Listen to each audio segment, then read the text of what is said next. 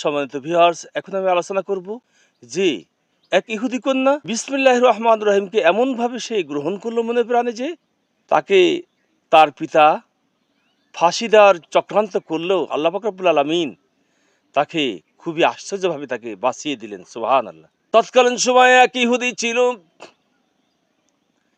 তিনার একটা মেয়ে ছিল।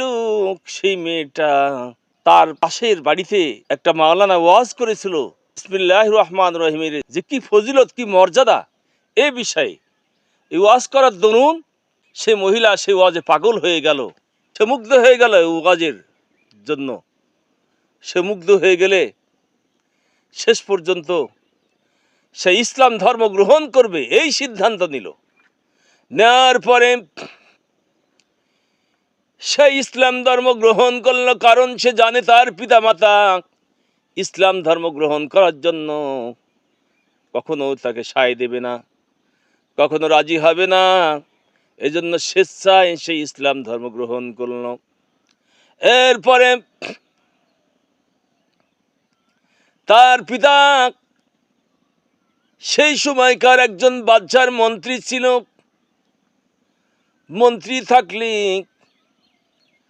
খালি তাই নয়, ওই মন্ত্রীর কাছে ওই বাদশা তার সিলমোহরের আংটিটাও দিত। সিলমোহরের আংটিটা ওই মন্ত্রীর কাছে জমা রাখতো। মেয়েকে বারবার বলে, তুমি ইসলাম ধর্ম গ্রহণ করেছো, ছেড়ে দাও, নতুবা তোমার পরিণতি ভালো হবে না। মেয়ে বারবার একটা কথাই বলে, কোশ্চিন কালো জীবন দিয়ে দেব, তারপরও ইসলাম ধর্ম কোশ্চিন কালো আমি ছাড়তে পারবো না। শেষ পর্যন্ত কি হলো শুনুন। শেষ পর্যন্ত মেয়েটি কোশ্চিন কালো রাজি হলো না, আর বিসমিল্লাহির রহমানির রহিম সর্বদা সে জপ করতে লাগলো, সর্বদা তার জিকির করতে লাগলো বিসমিল্লাহির রহমানির রহিমের, সর্বদা জিকির বিসমিল্লাহির রহমানির রহিমের। এরপরে তার বাপ মা একদিন চক্রান্ত করলো কিভাবে মেয়েটাকে হত্যা করা যায়, কিভাবে রাজার দরবারে ফাঁসির কাস্টে ঝুলানো যায়। এই জন্য সে চেষ্টা করলো যে কিভাবে আমার মেয়েকে হত্যা করব।